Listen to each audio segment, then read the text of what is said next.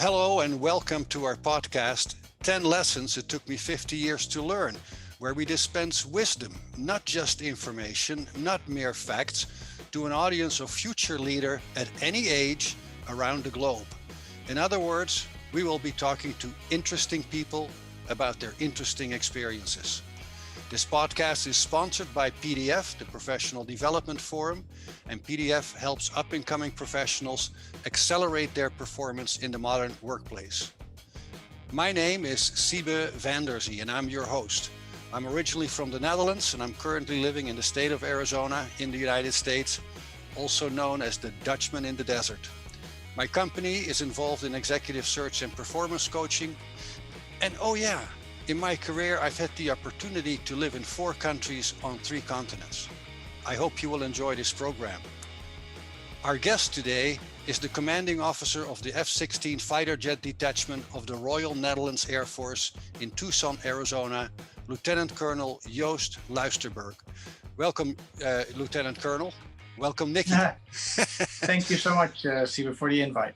Well, I'm very happy that you're here, and I definitely want to thank you for your service. It's quite impressive, and we're truly honored to have you as a guest in our podcast. I just used the official name Joost Luijsterburg, but you go with the name Niki, and we'll talk about that in a moment. Your background is very impressive. A senior strategic leader, teacher, diplomat with over 30 years of experience across a wide range of international and joint missions, including 11 combat deployments. Lieutenant Colonel Joost Luijsterburg, also known as Niki, was recently featured in a book named Mission F-16, published in the Netherlands, hopefully soon in other countries as well, about the activities of F-16 fighter pilots while they were operating in Eastern Europe in the 1990s, after the fall of the Soviet Union in former Yugoslavia and in the Balkan, followed by deployments and missions in Afghanistan, Iraq, and Syria. It's quite a track record you have. As commander of the Well, yes, we have. I appreciate that. As commander of the F-16 detachment from the Royal Netherlands Air Force, Niki has a strong focus on improving performance while working together and keeping people motivated. Niki is also a well-known keynote speaker and a military and technical advisor for various large movie and TV productions. Wow, that's quite a list. Again, welcome, Niki. We are very happy that you're joining us. Happy to be here. I'm curious, before we get into your 10 lessons, I refer to you as Lieutenant Colonel, but actually, as you mentioned, you prefer that I call you Niki. And I'm very curious, where did Niki come from, and how does that represent you? Well, Niki is my tactical call sign, like Tom Cruise in the movie Top Gun is called Maverick, and his other pilots or his backseaters Goose, and some of his fellow pilots are Iceman. Every pilot in the tactical Air Force, at least in the Western world, has a tactical call sign. From what I've been told, that stems from very long time ago when people were referred during flight by their first name, and a lot of people at that time in the Netherlands were called Jan or Piet, or they had the same name. Maybe in the US it was all John or Jim or Bill. So if you basically tell John to do something, you might have 4 Johns doing the same thing. So at that point, they started to give people their unique names that were, so since in our own, culture, we can just know how many names or duplicates are out there. So that's how we control names. And then names are basically picked by either a funny stint to your last name, or a physical appearance that might be unique to you, or a situation that happened to you. So we in our Air Force, we have a nose, somebody with a giant nose. We have the chin. We had twins one time flying F-16s, and one of them was called Twin, and the other one was Clone. I know people in the US that their last name is Cool, and their tactical is Not So. We have a Gladys whose last name is Knight, so we have a Gladys Knight, and I'm Niki.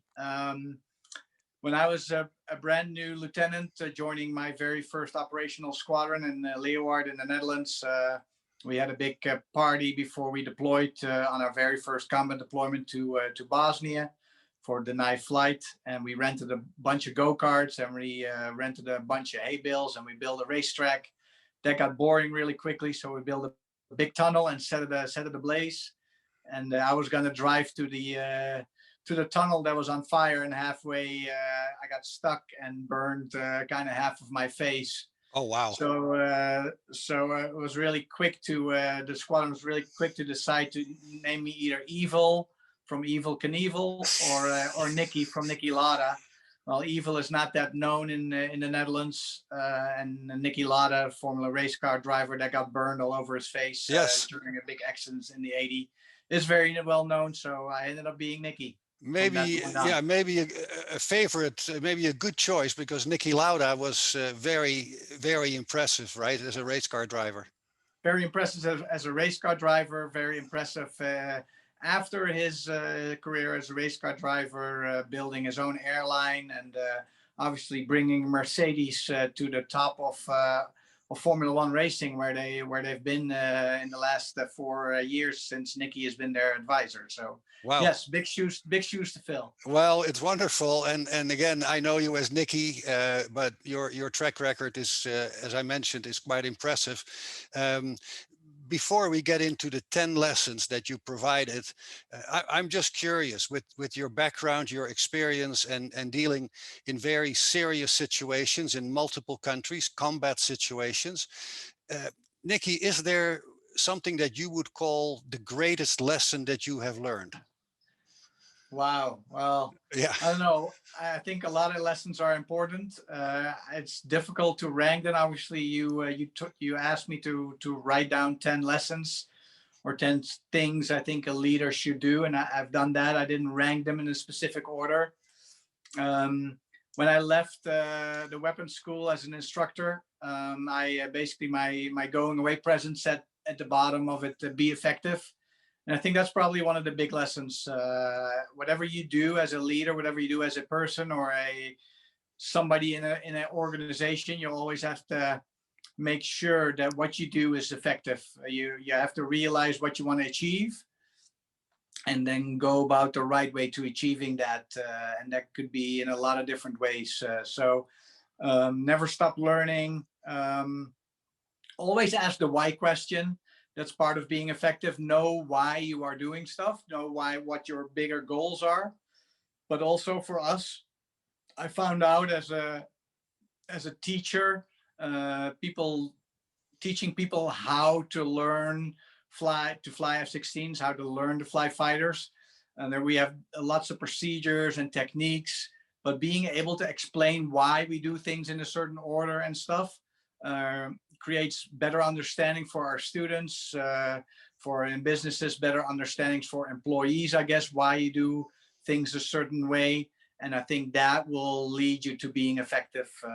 And I think that's probably the most important thing. So be effective and always ask the why question, and always be able to explain the why question as a leader. Explain the why question. I like that too.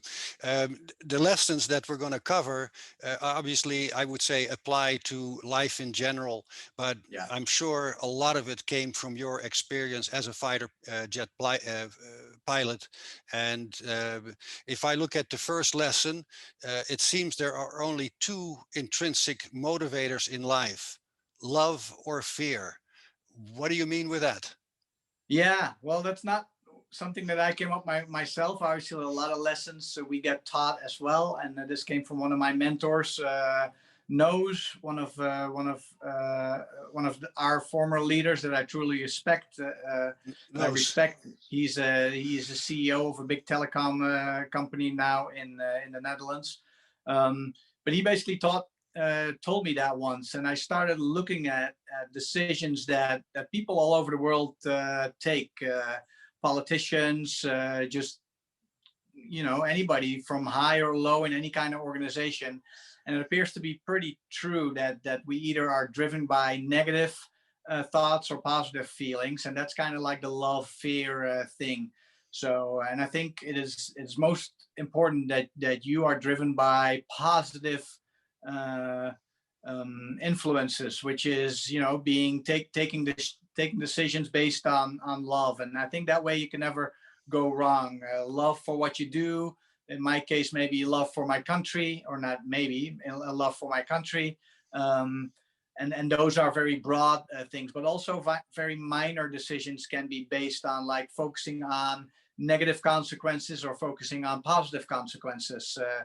And I think it kind of relates a little bit more to that. So it's not just, I'm not saying you shouldn't be taking decisions that scare you a little bit, which will broaden your horizon. And I think one of my later lessons as well is be a risk taker. So that it's not that kind of fear. It's more like all kinds of negative feelings, or being afraid of consequences. If you're afraid of the consequences, probably it's not the right decision to take. You know, if you're afraid of, like, negative publicity, maybe you should take a different decision. If publicity is a big important part of your business life or personal life, things like that. I think it's more focused on that. But yeah, those two drivers, I think if you look at the core of decision making, are always one of those two things. I like it. It's of course, when I think of being a fighter pilot, the issue of fear, to me, that's a daily occurrence. But perhaps after 30 years, you look at that a little differently. Yeah, you do. There's obviously fear, and I mean, flying a single engine jet over enemy territory, being shot at in bigger conflicts and stuff, being able to lose your life. You'll always have that. Yeah. I don't know if it's fear. Fear is more of a mind-numbing, experience, and I wouldn't call it fear, but there's tension, and I think you need a certain amount of tension to do your job well. In any job, you need a certain amount of tension to do your job well. So it's the same for us, but fear is very negative. So if you're truly afraid to do this job, then this job is not for you. And we see that with people as well, that step into this world, that they may find out, like, this is not for me. You know, if you're scared, that's different. That's different from healthy tension. Yeah, I hear you. Thank you. Lesson number 2, we touched on it a little bit with your greatest lesson, but be effective. All your decisions as a leader should be with that in mind, being effective. Yeah, I already talked to that a little bit, I guess. So the why question, I think, is part of that. Never stop learning, have relevant knowledge, is super important to be effective, and be able that people follow you, or are willing to follow you. Yeah, no, it's a great point. And since we covered already lesson number 3, the most important part of communication is the receiving, listening part. Listening. Yeah, right.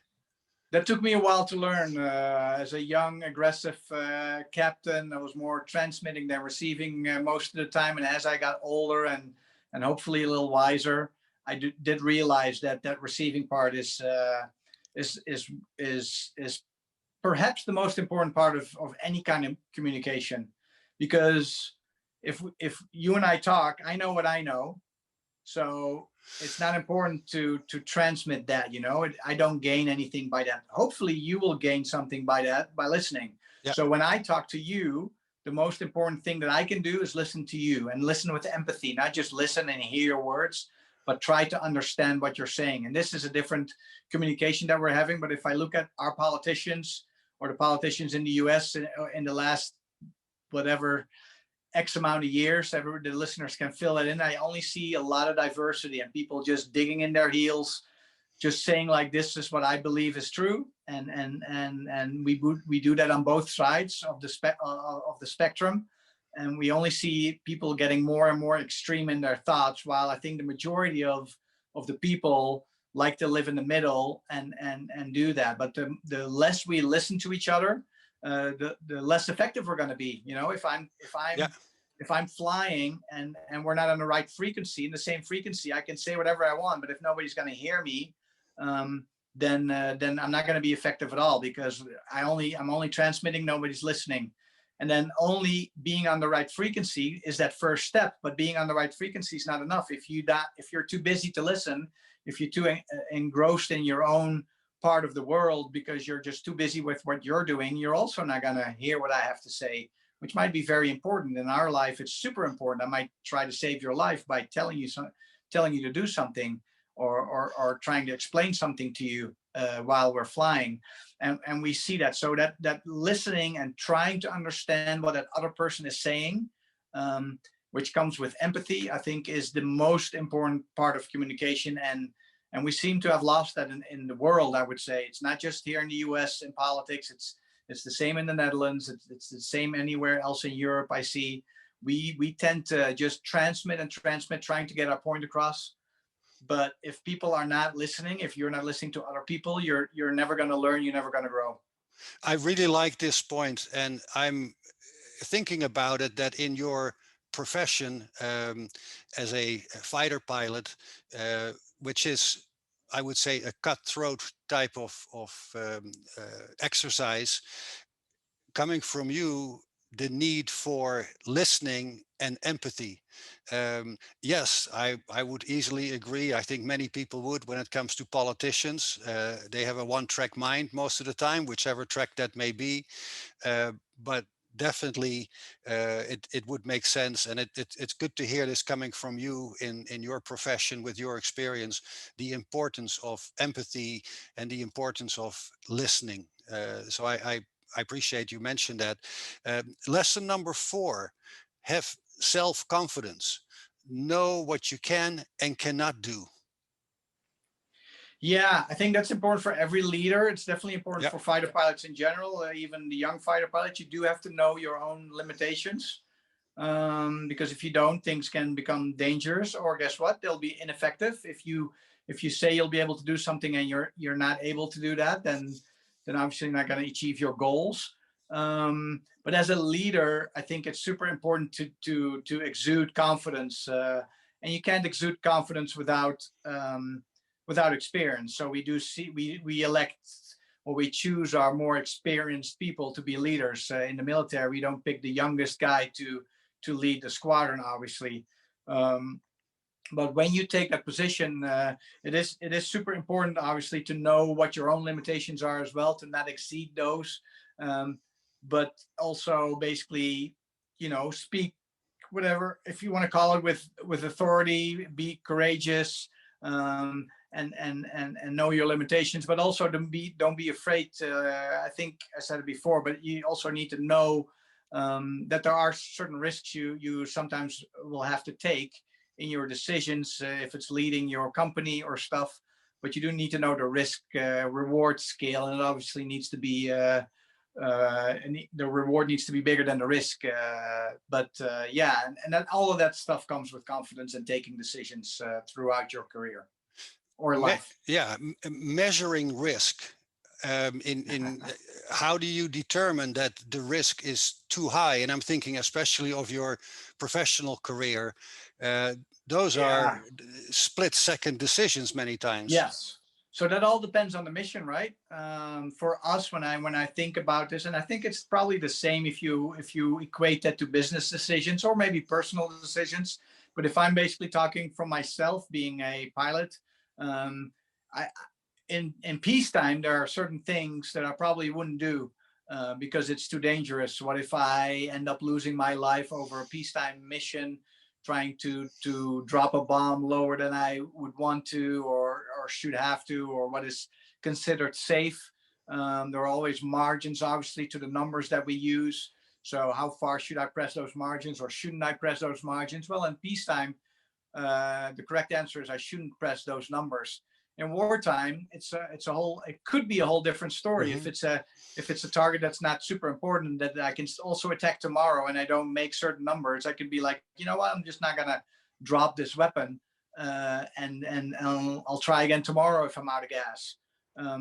But if me dropping that weapon, or if me not dropping that weapon in a certain situation causes 10 coalition soldiers on the ground to die because I'm not taking out the enemy that's almost overrunning their compound, then that risk is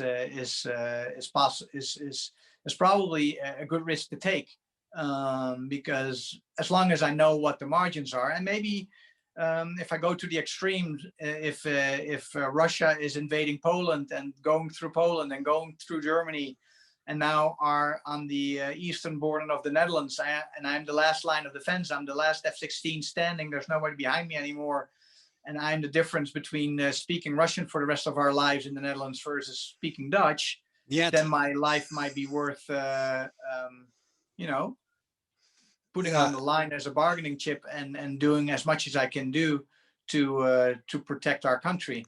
So it all depends on what situation you are in, and which risks you are willing to take, or should be maybe taking, to be effective again. In your profession, obviously, you're talking about very extreme situations that most people luckily never have to deal with. Yeah, life and death situations. Yeah.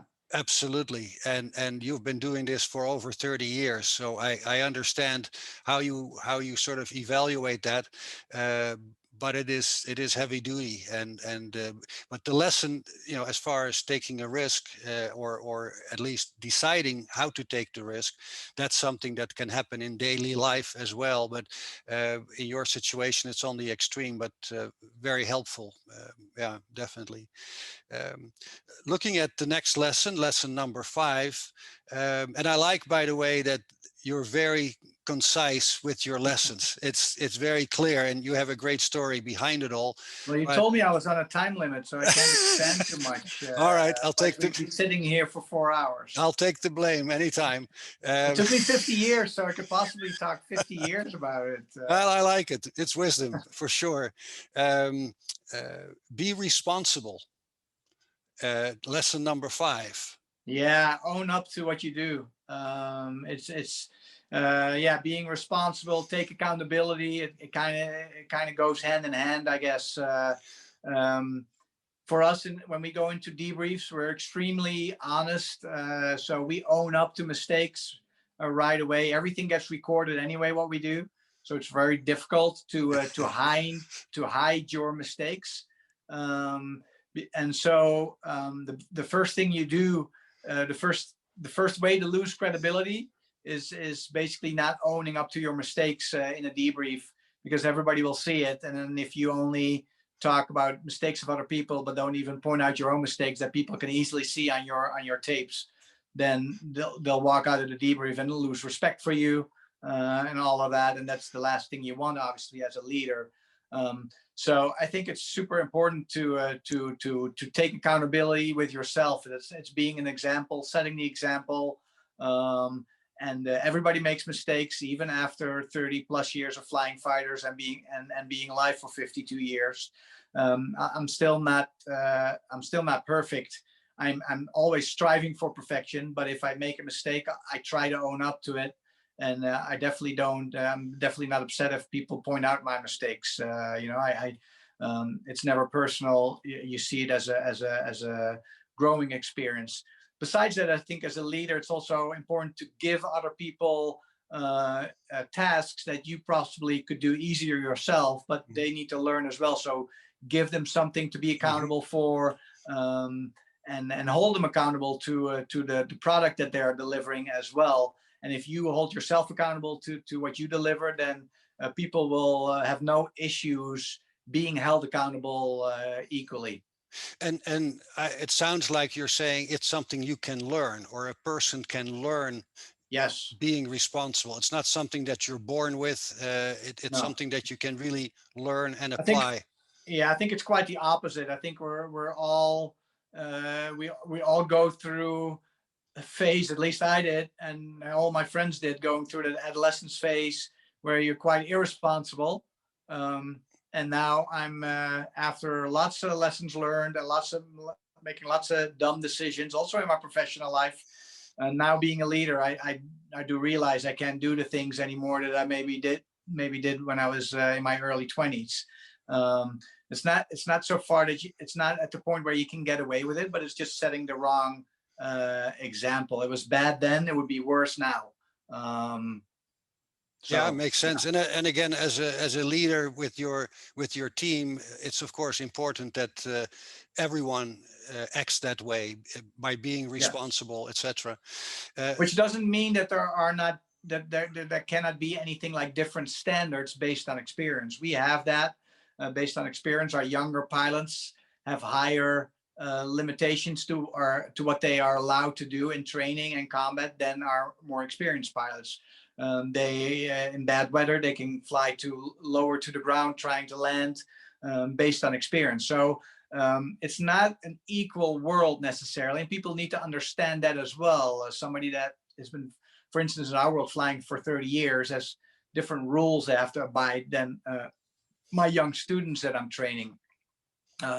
They can't do the things that me and my instructors are doing for another 500 hours possibly, or even more than that, and that is just based on ability. So, and that's also very important, that people need to realize, especially younger people need to realize, like, oh, why is he allowed to do this and mhm. I'm not? Well, it comes with ability, and ability comes with experience, and experience comes with time. So people need to, I see a lot of people, especially the YouTube generation, we see this a lot of sports, like, ooh, especially extreme sports. I'm a part-time skydiver, and I'm an instructor and a coach as well. And I see a lot of people that want to progress really fast because they see stuff, but they don't know what kind of experience lies behind what they see on YouTube, for instance, and how many test jumps and knowledge went into a certain, if you want to call it, stunt Yeah, or performance. And they're like, oh, I'm going to do this as well. And they end up killing themselves. yeah. So I think that is super important as well to realize.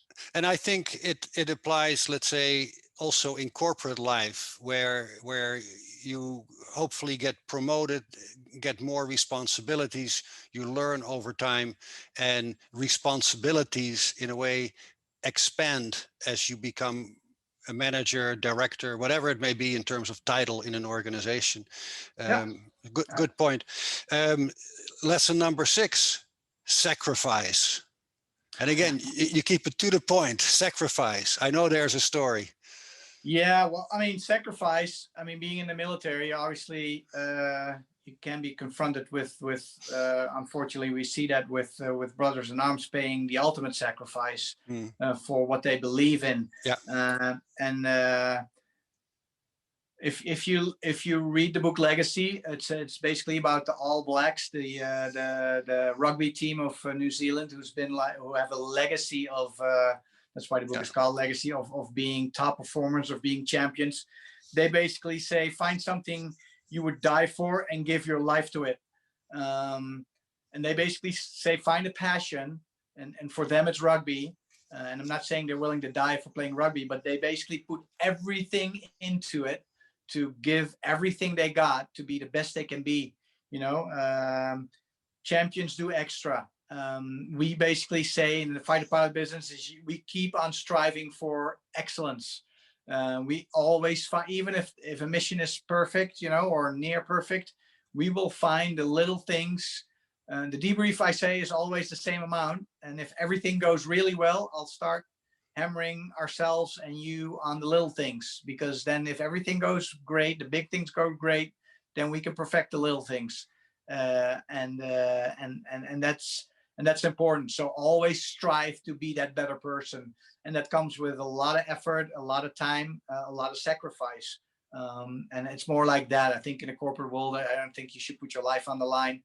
Hopefully the risks and the rewards are not that great that people should die for a little bit of profit. In my world, it's a little bit different, obviously. And we have people that gave their life for to achieve a certain goal, and to achieve their mission, and that is paying the ultimate sacrifice, I guess. But sacrifice is all those little things, I guess. It's also a lot of sacrifice is unseen, I guess. Work hard even when people are not watching, and that's a little bit of that borders on integrity. But I think that's super important as well. I look at it sometimes, again, in corporate life, that when people have a real passion for an industry or for a specific job. And yes, it doesn't compare to sacrificing like in your trade. No, but they might sacrifice family life, personal Ah, time. You know, they work 16 hours a day. People don't see that. They're like, oh, look at this millionaire. I want to be that as well.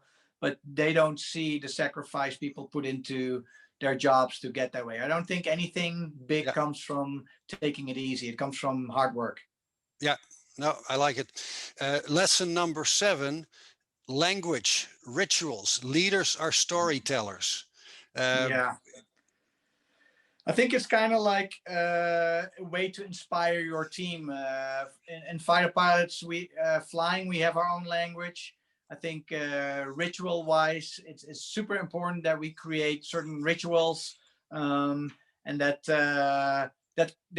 creates a strong bond and a team. Every Friday, for instance, we have to, being from the Netherlands, our squadron has to wear these name tags that go over this, and I wear an orange t-shirt. And if you don't do that and you show up wearing the wrong t-shirt, you basically pay a beer fine, and you put a crate of beer on a list. And at the end of the month, we end up having a small get together and talking stories and consuming the beer of the people who made little mistakes. And it's not just that t-shirt. If other people make mistakes in certain ways, you end up putting your name on there. Those are certain rituals that create a strong team. We have our youngest pilots. They are responsible for keeping the kitchen in order and keeping the fridge stocked as well. And all of the cans need to be facing with the label forward and not the little barcode or something. So every can is standing in the same way. And that's just a little bit of like eye for perfection, but also creates a team. And then as a leader, I think it's also important, and not only as a leader, but as every team member, it's and it borders a little bit with the sacrifice part and creating the team. It says never be afraid to do the little things, you know. So if I'm bored and I'm standing in the kitchen, and clean up the kitchen yourself. Don't be too big to clean up or to put cans in the fridge if you see that the fridge is running on empty. And then also putting the labels forward, you know, be an example, do the right thing. If people see it or don't see it, it doesn't matter. That's a little bit of that's not a little bit, that's a lot of integrity, that's a lot of authenticity, and it's a lot of character, and all of that creates all of those things. I like it a lot. For our viewers, once we're on YouTube with this podcast, as you know, I'm wearing an orange tie. And Okay. Well, and orange, the stuff in my fridge outside, everything is labeled. You know, every can is standard with the exact same label forward. So I do it at home as well. well, and as we both know, orange is the national color for the Netherlands. Correct. So for this interview, I thought it would be appropriate to wear an orange tie because you and I are talking about these things, and Yeah. right, it's just it's part of that, and it's part of the ritual in a way, in that sense. Yeah. And rituals in the same language, that creates a bond. Then you feel you're part of a group, and you need that group. You need that strong team in the military, but I think also in business. To be successful, to be effective. Back to lesson number 1, I guess. Yeah, absolutely. Good point. Lesson number 8, be honest. I don't think anybody will disagree with that, but I'm very curious about the story that you attach to being honest. Well, I mean, there's a ton of stories to being honest. I already hinted towards it in the briefing. You know, it's really difficult to lie about things you've done if everything that we do gets taped and recorded and being able to be played back on a big screen. But as I said, it creates integrity, it creates authenticity. I already mentioned it in I think in the previous point that we talked about a little bit in lesson 7. I think being honest in this in my context was more to being honest to your team. Explain them what's going on. You know, a lot of people or a lot of leaders I see have difficulty bringing bad news. And I think that's a really bad thing. I think people understand way more than we think as leaders how the world works, how business works, how the business of the Air Force work, or what kind of things go on in leading a big corporation or something. So if you're honest to your employees, especially when you have to share bad news, they're not going to like it, but they'll understand. And you lying about stuff, for one, it will always come out. And then they will have zero respect for you if they found out you knew in advance already. If you have to lay off 25% of the people in your business, and you basically tell them everything is okay, even though you know this is going to happen, and then 2 weeks later the news breaks, those people are not going to like you any better. If you would have told them a week prior or 2 weeks prior, or as soon as you knew, and explained them why this is going to happen, they're also not going to be happy. But at least they hear exactly why you're taking those decisions as a leader. And I think that is super important. They will not like you. They might even dislike you, but hopefully they will respect you if you have a good story. And therefore you have to be honest. Don't take any shortcuts there, because it will always bite you in the butt. And there is, again, that level of empathy, right? If you have bad news, you say, well, I don't really want to let this person know because they're not going to like it. But to your point, if you're straightforward, and I've learned this from people as well, if you have bad news, mention the news, say the words, and then depending on what it is, have a few seconds where you wait for the response of that individual or the group of people that you're talking to, just to see, give them a few seconds to respond. And I've seen that when people were fired in companies. And then see if you can, find a positive somewhere, or if you're able to do something for those people. And also then don't give them any false promises, like, oh, but I'll make sure that you'll get a job in this company that I know. If you can't deliver on that promise, that's also not being honest. I mean, you can tell them like you'll do your best or you'll talk to somebody, that's fine. Yeah. But don't cut them loose saying all kinds of things that you're not going to deliver on, all of those things we see way too often. I see that in my business where people get promised certain things that end up not happening. And that creates such a big feeling of distrust with those people, and you'll never regain that trust. You'll never get those people back. You have lost them forever. And that's, I think, super important in business and in my job, and being in the military. Trust is super important, but also just in life, losing friends, family that don't believe you anymore. It's just not worth it. Yeah, well said. Ineffective. Absolutely. Lesson number 9, Niki, be a shit screen. Yeah, I'm just reading your list, right? Really big one. That's shit rolls downhill, right? That's gravity for you. And it's super important as a leader not to sidestep shit that rolls downhill. It doesn't mean that you can deliver some of that shit that you're catching as a leader further downhill if people in your organization are responsible for creating that shit. But you should never, as a leader, sidestep and let people above you just tear your employees a new asshole. I don't know if I can say all these words, but you just did. Sorry, I'm in the military and I just did, and I'm not gonna do a do-over. But that's super important. It creates a lot of if you do that as a leader, you are basically lost for life. They will never trust you again. They'll never respect you again. And that's super important. I have a great example, of this, a good example, because I think as instructors, so we should also tell you basically how you should do things, and never say this is not the way to do things, and then people leave you hanging. And basically not teaching. But so we have a solo, an F-16 demo. It's the solo display who basically shows off the capabilities of the F-16 at air shows and big events and stuff.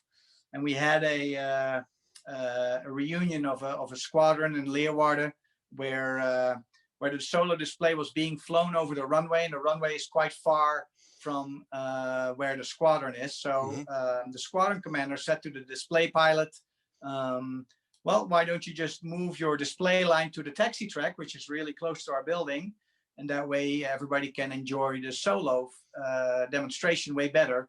But then that solo flight, because of that, a lot of the parts of the solo flights ended up being over parts of the city of Leeuwarden, where and then subsequently a number of noise complaints obviously rained upon the base.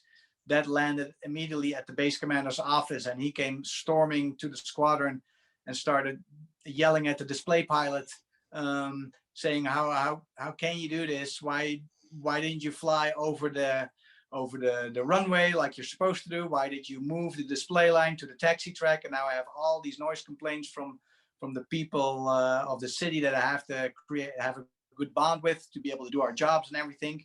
And I know people, and I know other leaders that would have just stood there and said nothing. But the squadron commander that told the display pilot, like, "Hey, why don't you move the display line so everybody can see you?" immediately raised his hand and said, "Sir, that was me. I asked him to do that." And that deflated the whole situation. The display pilot was not to blame at that point, even though he could have, realized that would have been a problem. But the person responsible said, "Hey, that's my problem." I've been on the receiving end when every year we send a Christmas card to everybody that is a relationship of us basically in the world. And these Christmas cards go everywhere. They go to high generals, they go to our royal family, et cetera, et cetera. And this year I wasn't, they picked maybe a picture of the Christmas card that was, let's call it remotely inappropriate. Nothing racist, but maybe some skin was shown where it shouldn't have been shown. And by accident, this Christmas card went out to everybody on the mailing list, including our royal family. That they basically, the general that is in charge of the royal household basically mailed back to our base commander, like, "Okay, is this appropriate to send us as a Christmas card to the king and queen?" And that and talking about shit rolling downhill fast, that went really fast. And people wanted the names of the responsible lieutenants, and I said, "Well, I'm not going to give you the names. I'm the commander. Eventually, I'm responsible. This thing went by me. I never realized who they were mailing it to, but I'm definitely not gonna. If you're gonna punish somebody, punish me." And then afterwards, I got a lot of crap for it. And then after that went, after that stopped, I definitely handed out my shit to my subordinates, say, "Are you guys frigging insane for doing this?" I mean, Yeah. who you send this to. You need to keep thinking as well. But I never sidestepped and let them being splattered by the shit that came from very high levels. You as a commander need to own up, take responsibility, and say, "I should have caught that, and it's all on me." And then I definitely handed out my amount of punishment after that. But you should, like I said, you should be the shit screen. And that's a great example, by the way. Did it feel good to you when you did that? In other words, you stepped in front of your team, Yes, created a barrier, and said, it would have been a lot easier to sidestep it, but no, it felt really good. And "Yeah, I did not enjoy the amount of grief I got, obviously, but it doesn't matter. It's all about the team and the loyalty I got back from that squadron. I can't express in words, how people repay yeah." you for that and blindly will follow you wherever you go. And if you then say, "We're going to turn right here," everybody goes and turns right because they know they can trust you. And that is so much more important than sidestepping shit. That is, again, very powerful, because that's a lesson that we can apply anywhere Everywhere in life, in in life. business, Yeah. right? It's taking responsibility, in particular, to protect your team. And it takes some courage, but like you said, and that's why I asked, it felt really good when you did that, right? There's no regret. Afterwards. And it may have taken a little bit of time. No, I understand. But let's say right now it feels good that you did that. You feel good Yeah, about it. right now it feels even better, but even then that reward came a lot faster than I thought. Yeah. Well, we're moving quickly through these questions because we are already here at lesson number 10. It's not a question, by the way. It's a lesson. Um, Keep your people's lives stable, and I think especially coming from you in your field again, that is very, very important, because there is, I'm sure, a lot of emotion, a lot of stuff happening with people to keep your people's lives stable. How do you do that? By kind of by being honest, by sharing information. I wouldn't necessarily say as it comes to you, because you need to figure out what's going on as well and create a stable picture. But as you gain situational awareness about the situation that's going on, you want to start informing your team um, at the earliest possible convenience, um, creating stability. You know, if I already know that we're going to deploy to a foreign country to fight a war or something, um, and at some point I need to start informing my people so they can inform their families and not just wait till the last moment to inform them about stuff like that. And that's what I mean with that, keeping people's lives stable. And I think that's if you relate to a corporate world, it's like when you know layoffs are coming, you can't sit on that information forever, you know, and wait till the last moment so you have the least amount of pain as a boss to deal with, because it's just the shortest time you have to deal with it. Um, because you're not doing your people any favors that way. And again, it creates distrust. You will not gain a lot of respect from the people that stay behind. I think it's very important, again, for that team building to let people know what's going on so they can also help you. It's not just being a responsible leader, but also having the team help you. If I inform my team early on what's going on, they can start thinking with me. They can come up with possible solutions that I have not thought about, and that we can work to a better solution, and therefore again being more effective as a team. It creates a legacy, right? Yes, all of That's these things, all of these 10 lessons, if you do them, and sometimes they're hard, they create a legacy. And legacy is not just that they will say like, oh, that guy was a really great leader. No, it creates an example. It creates followers. Leaders create leaders, and that legacy will last more than a lifetime if you do it right. Long after you're forgotten, people will do these things, and it will all be your doing as a leader. I really hope that in future years, let's say, that there will be opportunities for you to be speaking to people, uh, transferring your lessons learned to audiences, because it is very unique what you're doing, but these lessons apply to life in general. And Yeah. clearly you have the experience, and I think it's fair to say you have the legacy to be a very helpful resource in future years as well. But I'm also curious, Nikki, that in all the lessons that you have learned, and again, in very, very challenging situations, in multiple war zones, let's be honest, right? These were not just flyovers, these were very heavy duty situations. I read the book Mission F-16, and I really hope it will become available in English as well and in other languages, because it's very powerful to learn the details of your work and of course your colleagues, and the commitment, as you said before, to, in this case, the country of the Netherlands, but in an alliance with the United Yeah, but these States. stories you can find anywhere in the military in our profession. This is just a story about Dutch fighter pilots in combat.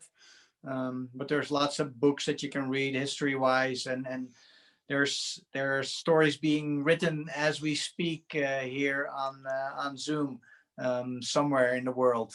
Well, I was just thinking perhaps we can add a lesson number 11 as far as modesty, because I hear that in you very clearly. You're a modest individual. But I also, Nikki, want to ask you that with all the lessons that you have learned, are there any lessons that you have unlearned? um, Trick question. well, there's lots of habits I've unlearned. Um, let's call it lessons, and they turn into these 10 lessons. I guess if I would think there would be even more lessons, but like I said, I was not the greatest listener in my early parts of my career, and I don't think any fighter pilot is the best listener to start with, especially if they're young and aggressive, as they should be. They should have self-confidence from the very start, and that makes them really bad listeners, I guess, because they need to believe in what they think is right. And that's not always the case, obviously. So that's definitely one of the lessons that I've unlearned, that I always thought I was right, which I definitely believed in the beginning. And not listening, just transmitting is more important than listening. I don't think I ever thought that, but I definitely practiced that. So yeah, there's tons of stuff that I unlearned, but it's not necessarily lessons, because lessons are lessons. Hopefully they're always true. They're Good point. They're timeless, but there's definitely things that I've unlearned. Yeah. Yeah, Like I said, listening and always believing you're right. That's definitely two of the things that I've learned to shed over the years. yeah, it's not always easy, because in your profession especially, you have to be determined, you have to be highly focused. But Yes. to hear from you again, with so many years of experience and as a leader, to say, I'm not always right, and I need to improve my listening, or I need to, Yes. right? Which is a fine line in our profession. I can also never go. I mean, I still need to have that self-confidence. I still need to be able to take decisions right away and not keep doubting decisions and all of that. So you do have to believe you're right, because split-second decisions matter. But we train people to make the right decisions in really short periods of time. We give them the tools, we give them the techniques on how to do that, and we create a certain amount of self-confidence by training, by lots and lots of training, so they don't have to second guess themselves anymore in combat. So it does come with, even for the younger pilots, it does come with experience and knowledge-based decisions. Yeah, wonderful. Thank you so much for sharing your wisdom with us. It has been very helpful and unique perspective, again, as a pilot, fighter pilot, as a leader, in so many different situations. So I really appreciate that you joined our podcast today. So I want to thank you again, and thank you for your service. It's truly an honor to have you. My pleasure, and thanks for the opportunity to write down these 10 lessons that I never really thought about myself until you forced me to put them on paper. It's been educational for me as well, to really think like, what are the things that matter truly. A great point. Thank you for that. You've been listening to the international podcast 10 Lessons It Took Me 50 Years to Learn, produced by Robert Hossery and sponsored by the Professional Development Forum. PDF provides webinars, social media discussions, podcasts, and parties. You can find more information about PDF at professionaldevelopmentforum.org. For more information about our podcast series, please visit 10lessonslearned.com. Thank you, and stay safe.